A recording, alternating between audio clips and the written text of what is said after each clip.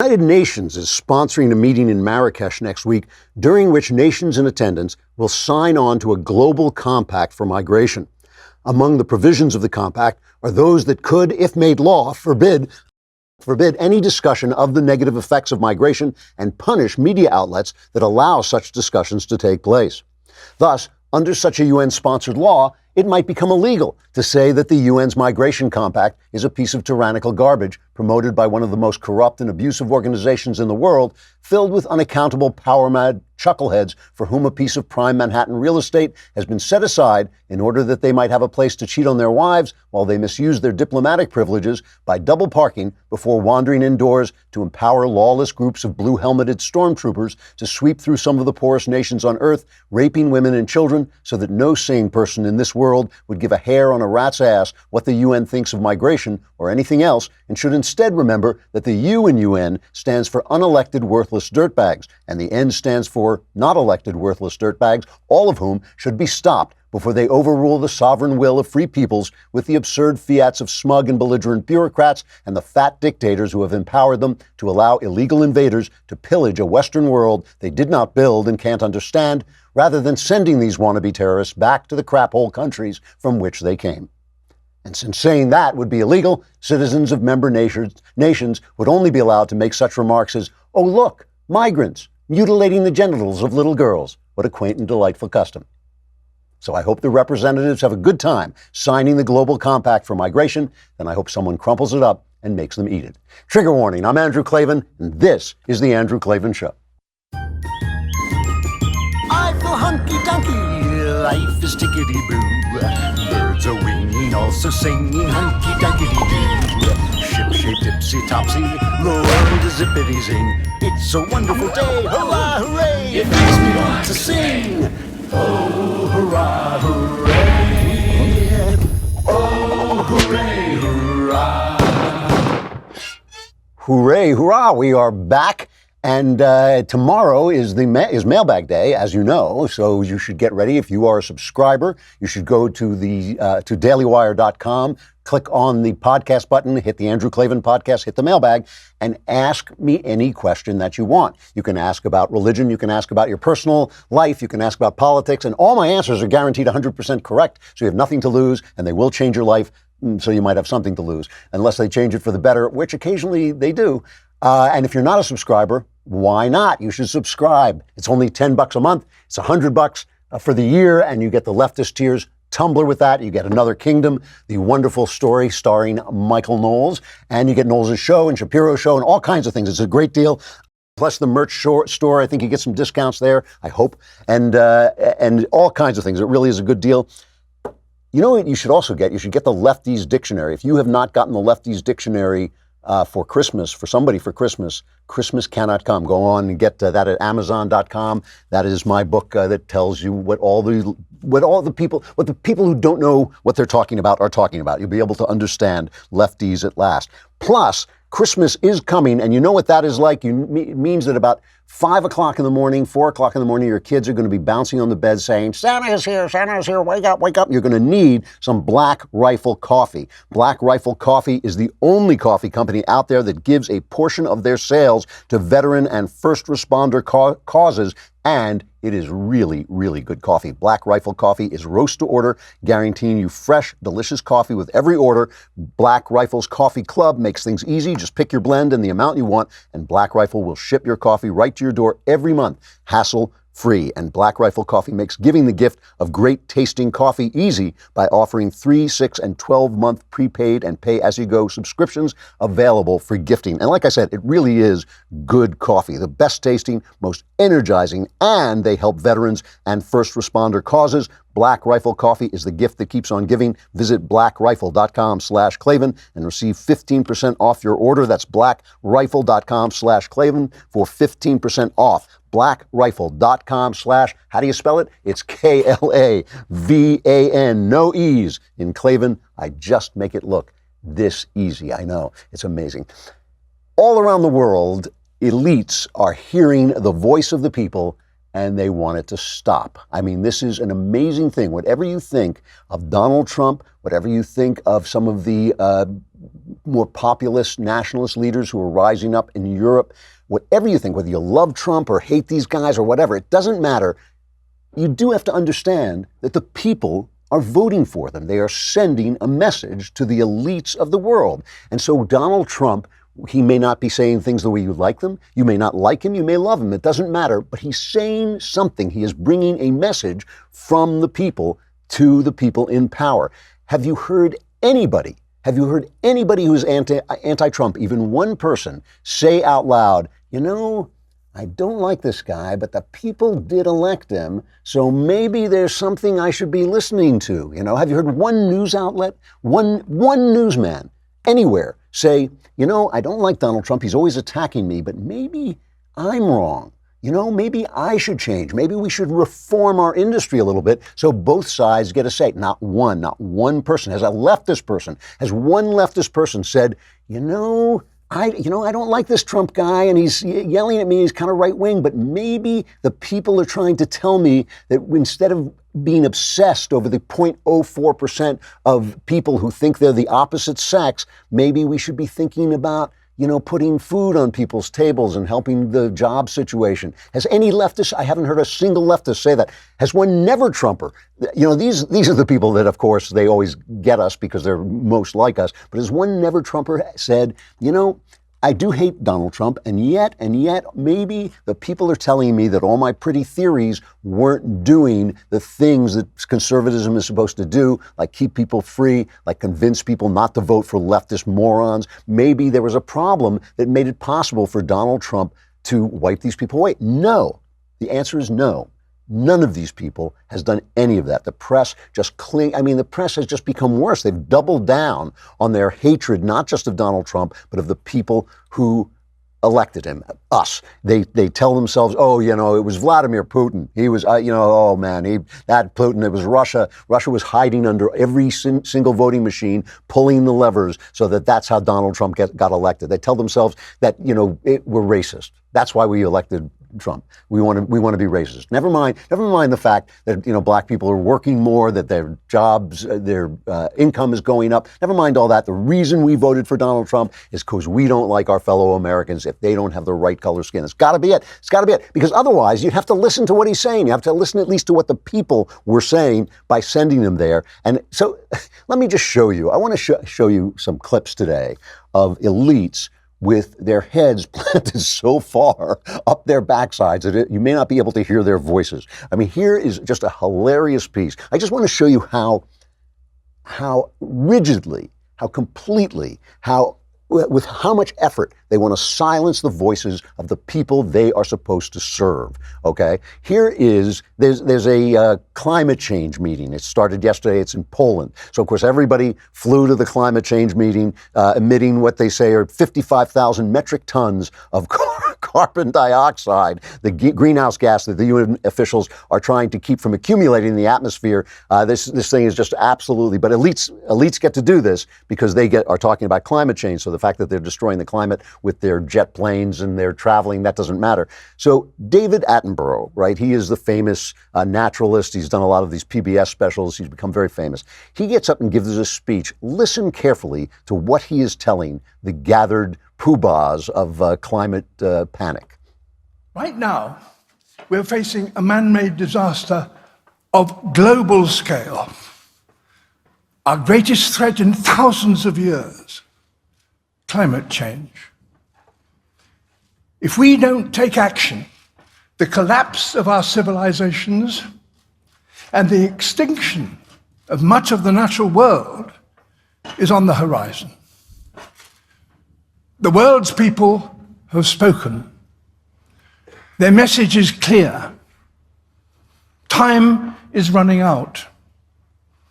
They want you, the decision makers, to act now. They're behind you, along with civil society represented here today, supporting you in making tough decisions, but also willing to make sacrifices in their daily lives. The people are behind you. They support you, and they're willing to make sacrifices. So let's go from there to Paris, where the people were asked to make the sacrifice of paying an extra tax on their petrol, on their gasoline. Let's go where our friends from Rebel Media are covering the support of the people for the sacrifices that you have to make in order to get the elites to stop gabbing about climate change. Here they are. We're outside the Arc de Triomphe. You might see I'm squinting my face a little bit. There's tear gas everywhere, and obviously I don't have goggles. We were planning a quiet morning, filming, expecting the protests to start in the afternoon, but they've started early. It's probably going to get a lot more intense than this, but I was receiving messages from French people again last night, and what's amazing about this protest is the polls show that up to 85% of people in France actually support this movement. I mean, understandable. Taxes are insane, and there's more being proposed. But what I also was sent was footage of police officers removing their helmets in protest and in solidarity with the people marching here. Big movement. It's only starting. I'm sure it'll get bigger during the rest of the day.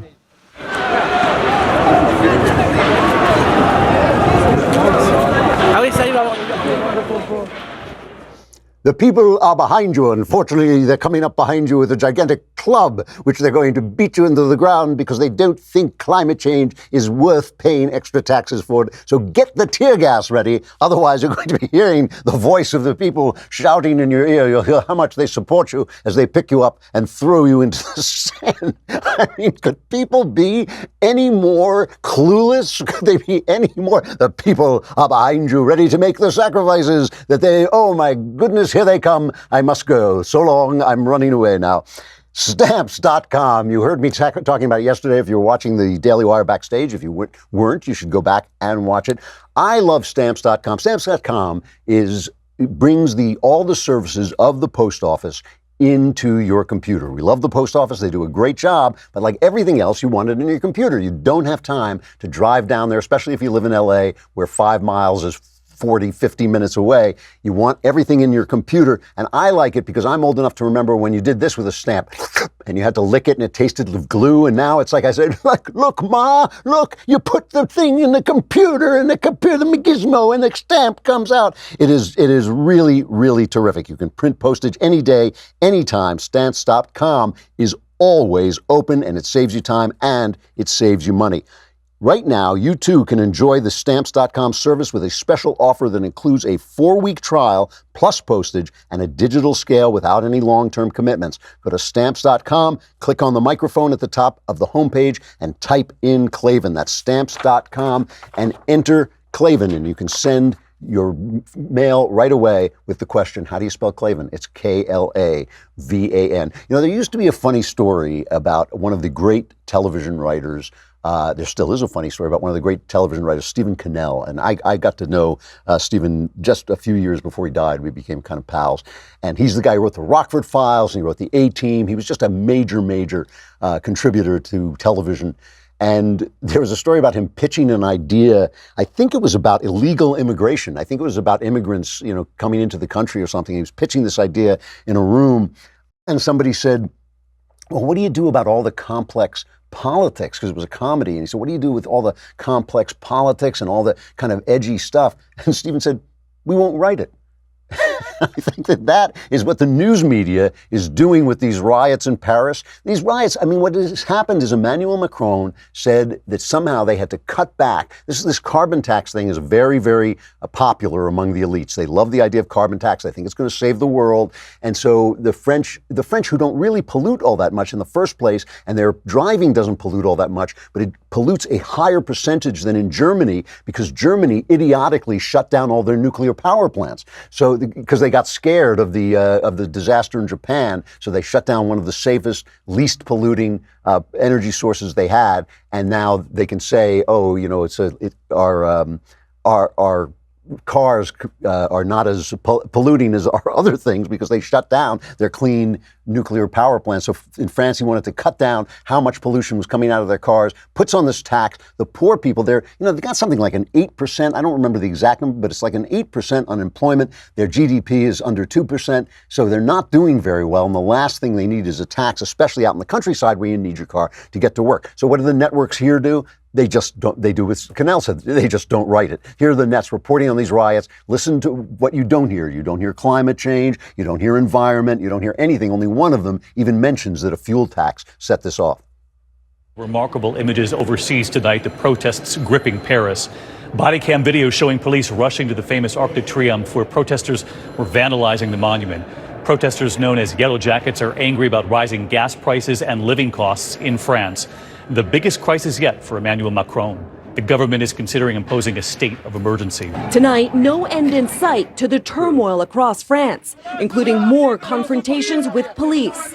These ambulance drivers today joining the largest anti-government demonstrations here in decades. What began as a protest against President Emmanuel Macron's plan to raise fuel taxes, growing over the weekend into a movement fueled by rage.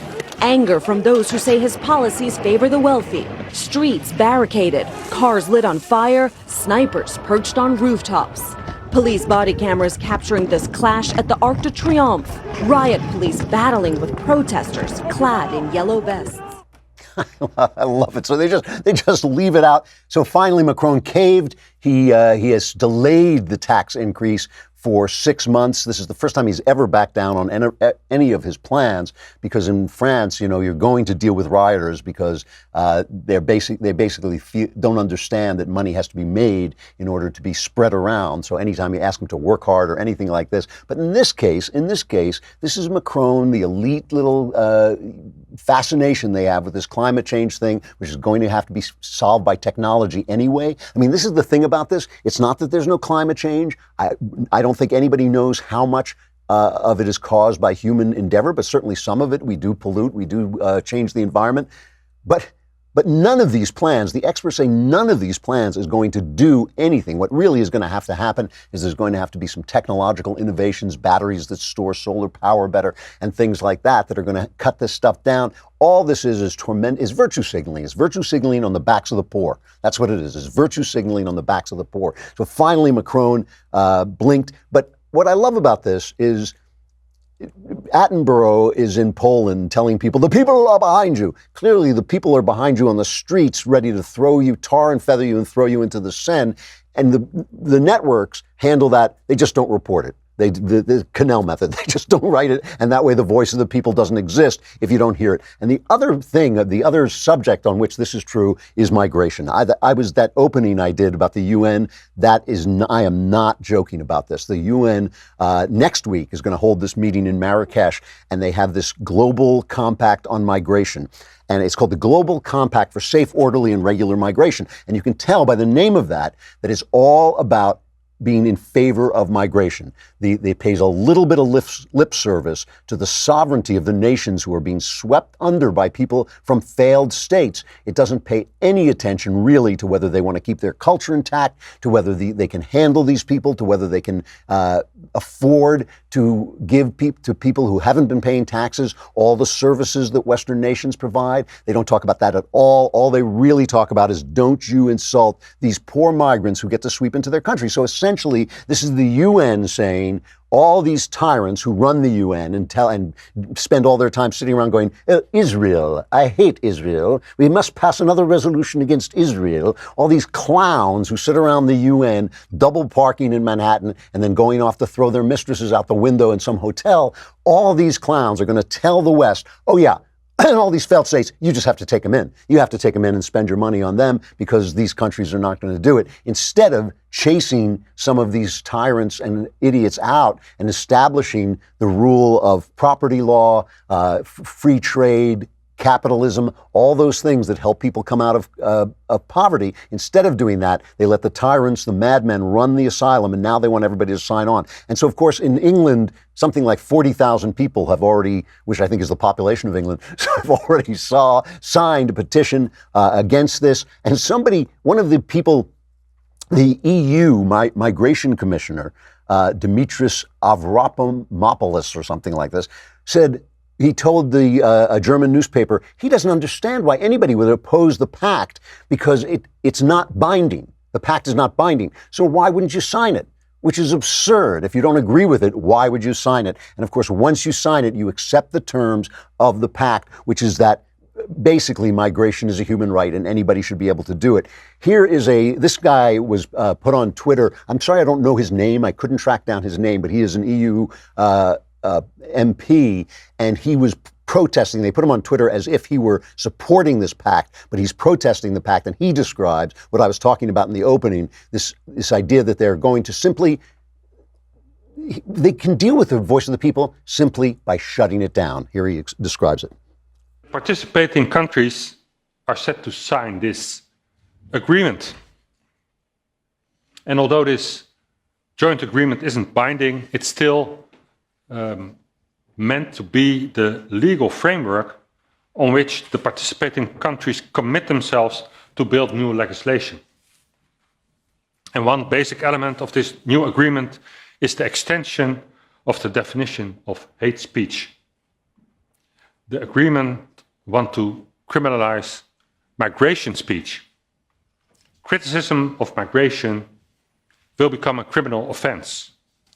And media outlets, and that also concerns you, that give room to criticism of migration can be shut down. The Compact for Migration is legalization of mass migration. It's declaring migration as a human right. All around the world, anti-immigration groups are rising up. All around the world, nationalist leaders are getting more and more, and nationalist parties are getting more votes. Trump wins in America by promising to build a wall on the border. Angela Merkel is finished in Germany because she let all those people come sweeping in. The people want to protect their nations. They want a right to say who comes into their nations. Even welcoming countries like ours can be taxed beyond our ability to take people in.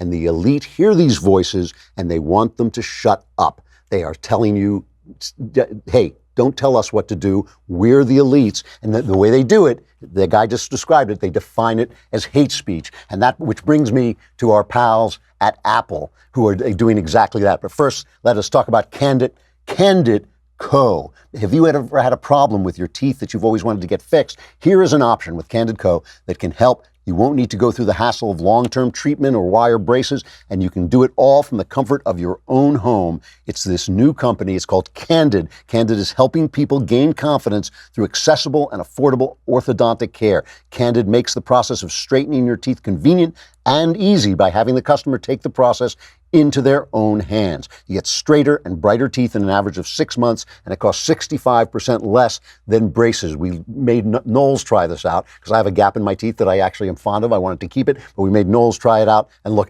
at the guy. The guy is stunningly attractive, handsome guy. So you're one step away from getting straighter, whiter teeth. Take advantage of Candid's risk-free modeling kit guarantee. Plus, when you use my dedicated link, candidco.com/Klavan, you'll save 25% on your modeling kit. That's candidco.com/Klavan to get 25% off the price of your modeling kit, candidco.com/Klavan. You put these braces on, you say, hey, it's Klavan. So Tim Cook, the Apple CEO, received an award from the left-wing Anti-Defamation League, the Courage Against Hate Award. And he declared that Apple, which after all are the people who spread the apps and the so much information, their app store and all their the podcasts and things like that they do. He basically declared that he is in favor, he is just another big corporation in favor of silencing the voice of the people by defining it as hate speech whenever he sees fit. We've got 2 cuts of him. They're both worth listening to. Let's play cut number 1.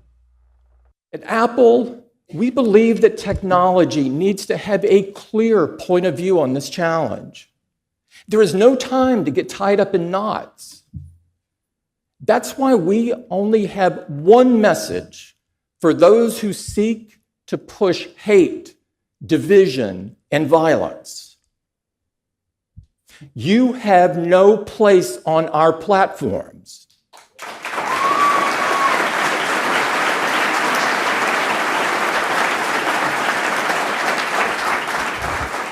You have no home here.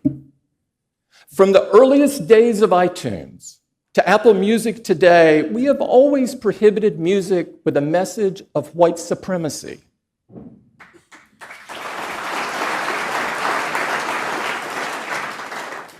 Why? Because it's the right thing to do. And as we showed this year, we won't give a platform to violent conspiracy theorists on the App Store. So here's the problem, of course.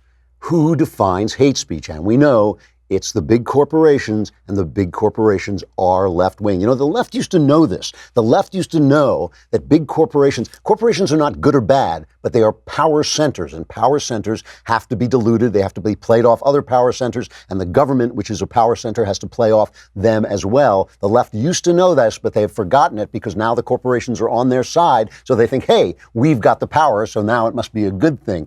Who decides what hate speech is? Well, Tim Cook has the answer.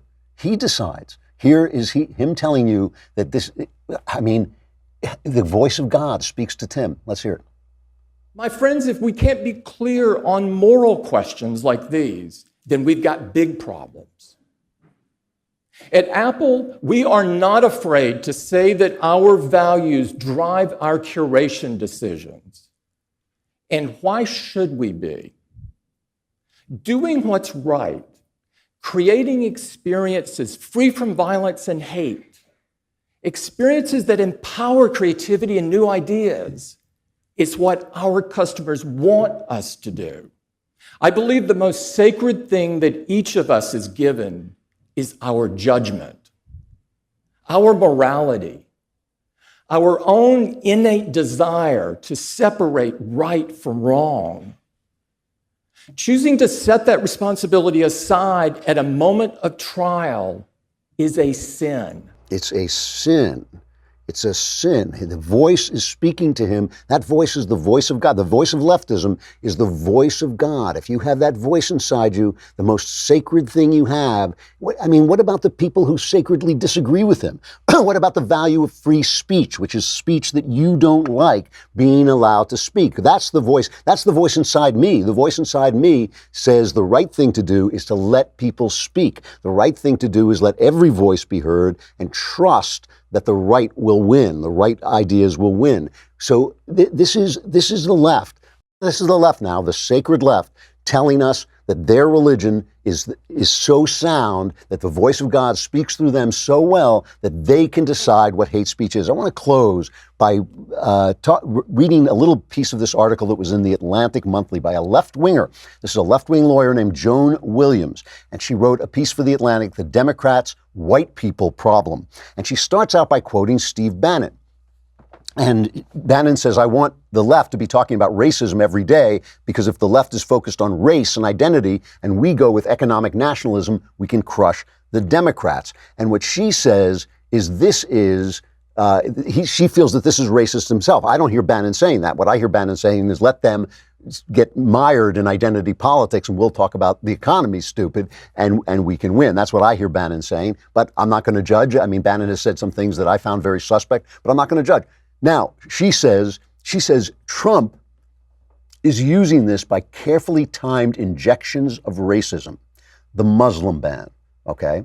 Now, let me stop and take this. This is the voice of God talking to this leftist, the Muslim ban. Muslim is not a race. Muslim is a philosophy. It is right now a problematic philosophy with, at least we can say, a cancer of violence growing in it, which turns against other Muslims, as well as Jews, as well as Christians, as well as the West. There is nothing racist about discussing whether we need to hold back on some kind of Muslim immigration or check it more. His shocking comments after the violence in Charlottesville, Virginia, I've talked about this a million times. I simply feel when you listen or read the transcript that Trump was talking, when he said there are great people on both sides, he meant great people on both sides of the pulling down the statue question, not Nazis. I think that's absurd. His unsolicited advice to the NFL on how to handle player protests. Why is that racist? Why isn't it just respecting the flag and expecting our athletes? And after all, athletics is a national sport. It's a national event. Why is that racist? What I'm saying to you is everything she says, she's interpreting through the lens of leftism. She has the right to do that. She has the right to see the Muslim ban as racist. But I also have the right to explain to her that it is not racist. And if what Tim Cook is saying is no, that voice of hers, that is that lens that she is wearing, that is the lens of God. That is the moral lens. And my lens that says, no, I can question the ideas of Islam. No, that's not what Donald Trump said at Charlottesville. No, you cannot disrespect the flag and expect me to care about your problems. That has nothing to do with the color of your skin, zero to do with the color of your skin. My voice is the voice of hate, and they are defining it that way. And what's so interesting about this article is this woman has begun to get it, but not quite. She starts telling people, she has been telling people on the left that these white people who voted for Donald Trump were voting their economic interests. Finally, somebody is saying that. She says middle-income white people, because remember, a lot of these people voted for Obama. She says they voted for Trump not so much because they liked him, though many did, or because they were racist, though plenty were. How she knows that, I don't know, but she says plenty were. But foremost, as an expression of class anger. Okay, so she put out this article and she went around giving speeches to the left saying, no, these people actually, the voice of the people actually have something to say. She said she got questions like this one. Why not just wait for the white working class to die off?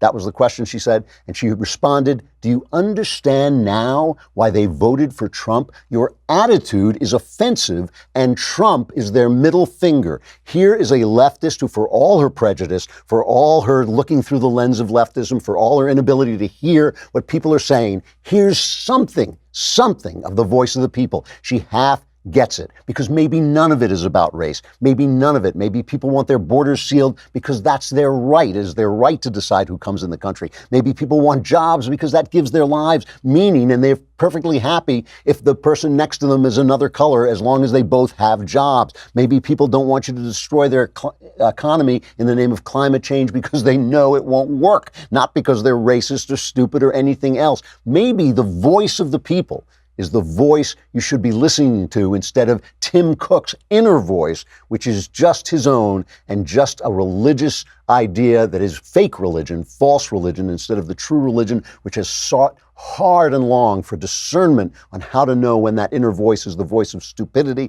and when it is, in fact, the voice of God. Maybe instead of silencing the voice of the people, that's the voice you should be listening to. We got Christian Toto, the film critic and one of the few film critics on the right, coming up. I got to say goodbye to Facebook and YouTube. Come over to thedailywire.com. You can hear the rest of the show, or you could subscribe. If you subscribe for a lousy $10 a month, you can be in tomorrow's mailbag. You know how to do it. Go to the dailywire.com, hit the podcast button, hit the Andrew Klavan podcast, hit the mailbag, ask any questions you want, and I will solve all your problems. I mean, it's just amazing. That for a lousy $10 a month.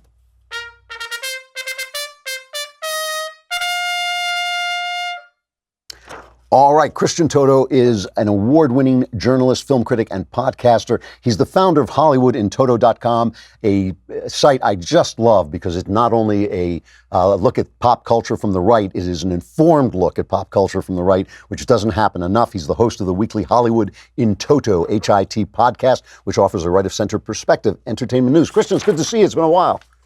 It's been a while. It's good to be here. And I was all kind of full of optimism towards 2019. And then I heard Tim Cook speak, and it's all out. Well, this is going to be the good year in comparison. You know, I mean, these guys are really on the warpath, and they do mean to shut us down. And it's dangerous. It really is. Their certainty, their self-certainty, is truly dangerous. I've never quite seen it this bad before. But you wrote this piece, which I really found fascinating, that basically said that 2018 was a really bad year for the right in the culture. Why do you say that? Well, I mean, it's on a couple of fronts. You look at late night TV, we know what it is, we know what it does, we know what it says. It gets worse, it gets more toxic, it gets more vicious. There's that. I look at some of the films that came out this year, including Gosnell, which you had a significant hand in, and it made about $3.6 million. Now, It's a small, small film with a small, small marketing budget. And actually, by all those measures, it did very well. But you would think a movie like that, with a lot of conservative-leaning actors, with a story that's certainly faith-friendly, you think it would be big, huge, that people would rally around it. And the same goes for Chappaquiddick with the Ted Kennedy movie. It was terrific. It was a really good film. It's probably best of the year. And it made about under $20 million. If conservatives don't rally to see films like this, which have, if not their entire message, a part of their message, then we're in trouble. We have to kind of support these pop culture moments. So one of the things about Gosnell is it was, like the Gosnell trial itself, it was basically boycotted by the left, which is most of the cultural venues. I mean, it wasn't reviewed at all. When it was reviewed, it was clearly, at one point, I think it was the Washington Post, I may be wrong about that, but it was reviewed by somebody who obviously hadn't seen it. They went out of their way to say that it was gory, which it purposely was not. I know, I wrote it, it was not gory.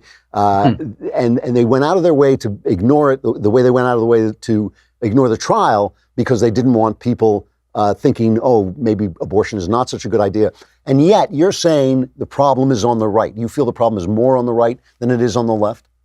Oh, no, it's all over. That's just one example of why 2018 didn't work out the way it should have been. When you've got a movie like Gosnell, which is terrific, and I'm not kissing up, it's a very good movie, and we don't rally around that. We don't make that a cause celeb. We don't say, hey, Hollywood, if you don't make more of these movies, we'll work around the system and we'll make them successful on our own. And just a quick note about the reviews on Rotten Tomatoes for Gosnell. I talk to a lot of PR people. They want me to review their movies. I get pitches from them. That's perfectly fine. They desperately, desperately want those reviews to air the first week that the movie comes out, because that's the moment. That's sort of that critical juncture where if a lot of people are talking about it, it could get more attention. So not only are the amount of reviews of Gosnell on Rotten Tomatoes small now, the week it opened, it was almost like it was between 3 and 6. And a normal movie would be hundreds, perhaps. Yeah. So that's, I mean, a few reviews have trickled in between then and now, but when it really mattered, they were absent. Yeah. And that does count. I mean, the time I wrote a novel, Empire of Lies, the first novel I wrote that was openly conservative, the number of reviews I got went from something like 200 to 300 to 1. And in that one, I was called, in mainstream venues, and in that one, I was called something like a right-wing lunatic. So, I mean, they actually do ignore things. And you talk about the blacklist. Now, there certainly has been a gray list. I know that it has cost me a bundle of work to be as outspoken as I am. No question about it. James Woods obviously lost his agent over this, and John Voight, who's been outspoken, has spoken to, I know personally that he has spoken to other people in Hollywood saying, keep it down, because they will punish you. But you think the blacklist is getting worse? Yeah, well, 2 stories recently just shocked me, and they were both in the Hollywood Reporter, which is a major entertainment site, one of the biggest. And the most recent one really kind of chilled me. It's about a new movie coming soon that is critical of Planned Parenthood. Now, last time I checked, you can be critical or in favor of Planned Parenthood. That's okay. But the story said, and it kind of mentioned it in a very offhand way, like, oh, by the way, they had to shoot it in secret because it was being critical of Planned Parenthood. Could you imagine that? You have to shoot something in secret because your opinion doesn't collect and doesn't unify with Hollywood. So to do it, you got to be on the sneak. And something similar happened with the Roe v. Wade movie. Now, I don't know if these movies are good or bad. I don't care. Yeah. But if you've got an opinion and you can't share it, that's a problem. My friend Obian Uju Ekiochi, who I always call Uju because I can't pronounce her name, but she is an African. She lives in London now, but she is a fighter against abortion in Africa, and basically puts forward the idea that Europeans and white leftists are imposing abortion on a culture that simply doesn't want it.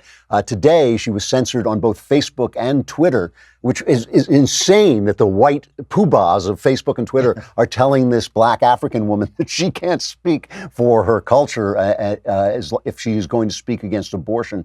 Obviously, abortion is something they have to protect with silence, because once you start talking about it, it's impossible to defend. What about social media? I mean, is that part of this too?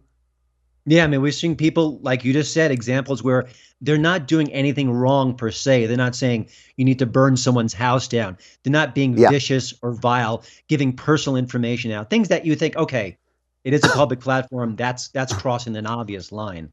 But I know a comedian here in Denver, Steve McGrew. He got kicked off recently. Do we know why? Often we don't. Twitter is very opaque with their rules. And we're seeing it time and time again. People get, I had a story recently on my site about how, hey, Twitter, what about these celebrities? I mean, Bette Midler just fantasized about the Trump family getting hanged for their crimes or their alleged crimes. You got Tom Arnold, who is an absolute nightmare on social media, who, doesn't have a bustling career, but whatever he has, there's no punishment there. Right. I mean, we see it time and time again. And things that have been said by celebrities about the president. I mean, how many times is the Secret Service going to knock on someone's door? Right. Mr. Arnold, Mr. Johnny Depp, Mr. Madonna, Miss Madonna. What's going on here? Yeah. And yet we see all that rage and hate directed in ways that seems absolutely against the policies that Twitter has. And there's never a punishment.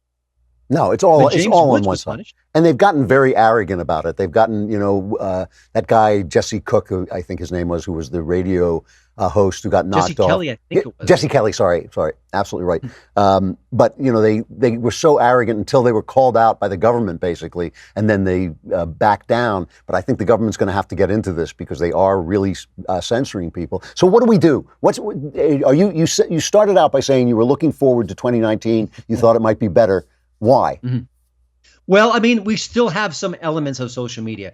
I can post something on YouTube. I can do something on Facebook, and people, there's a good chance they'll see it. Yeah. And it could go viral if the message really kind of concentrates and really matters to people. There are some great podcasts in there, the work that you do. There's a new show called Red Pilled America. Oh, yeah. It's terrific. It's kind of like NPR for the right. And how much do we need something like that? Yep. Good production values, well thought out. It's interesting. Sort of a libertarian comedian named Andrew Heaton has a new podcast called Something's Off. So we do still have the majority of these platforms. We haven't been kicked out yet. There are ominous signs, and that arrogance really kind of scares me. But we need to kind of leverage all these platforms to spread the word. We see so much bias in the media, and I go on my Twitter feed, and all I see is conservatives shaming reporters and shaming them and pointing to double standards, where the Associated Press had to backtrack on an obituary for President Bush because it was so pathetic and so one-sided and so cruel. It took them 2 days to do it, but they did it. And that's because you and I and everyone else there shamed them and showed them how ridiculous it was. So we have to stay active. We have to be activists. What about at the movies? Do you think there's any chance? I mean, are they so insulated now? When I say movies, I mean movies and TV. Are they so insulated now that they're not going to serve 64 million people who voted for Donald Trump? They're just going to let that money lie on the ground?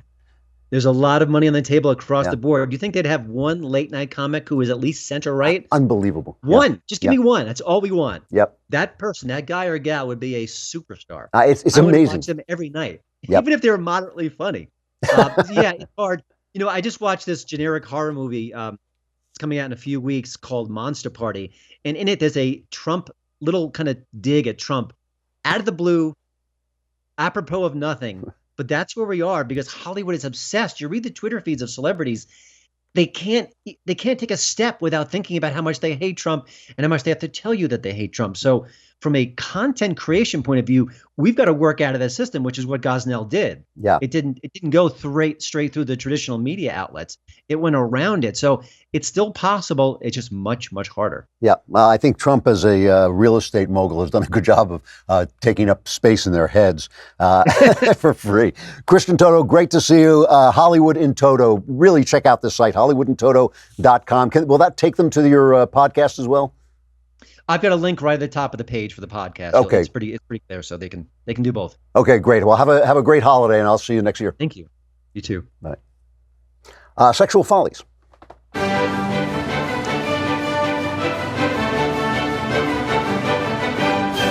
So yesterday I was talking about the effect of politicizing sexual scandal so that only right-wingers basically are pay the price for sexual things that they do, for mean things that they do, and how that really puts right-wingers in a position where they start to say, well, if you're not going to punish Bill Clinton for 40 years, then we're not going to punish our guys either. We're not going to care either. And it really does hurt the culture. So Michael Avenatti today announced that he was not going to run In 2020, he's charged with, I believe it's misdemeanor sexual assault, and he decided he was going to give up. But Politico did everything they could to save him with an article, just a hilarious article, trying to make him the sympathetic character. This is by Natasha Korecki. It's called Michael Avenatti. Here's a guy who's accused of smacking around his girlfriend, right? He's going through a pretty tough time. Avenatti crashing bridge. You know, I got to read some of this. I want to read it. I need like a little sad violin music. Do we have sad violin music? Perfect. That's perfect. Michael Avenatti's cable TV bookings have dwindled. He was uninvited from one prominent Democratic event and skipped out on another. He has even publicly clashed with his highest profile client, Stormy Daniels, in just a matter of weeks. Avenatti's fortunes have taken a nosedive, rapidly downshifting him from 2020 presidential prospect to political pariah. After a recent domestic violence arrest in Los Angeles and a public rift with Stormy Daniels over fees and legal strategy, even some of his most loyal supporters are questioning whether he could survive the latest round of challenges and be a viable candidate. Could he survive? I thought his campaign slogan was going to be, "She hit me first." So, this is a guy who's accused of beating up his girlfriend. Just imagine for 1 minute if this was Donald Trump accused of slapping Melania, if this was anybody on the right accused of anything. Just listen. As a friend, I'm concerned about him. When I call him to say, "Hey, how you doing?" it's pretty obvious he's going through a pretty rough time now. I'm more worried about these pending charges. Domestic abuse? That's pretty bad for a run for president. It's all on us. All right, kill the violin. I can't cry anymore for Michael Avenatti. So he's announced that he's out, and I guess at Politico they're wearing black today. Unbelievable. The mailbag is tomorrow. Get your questions in now. I'll answer as many as I can. My answers are guaranteed 100% correct. I'm Andrew Klavan. This is The Andrew Klavan Show.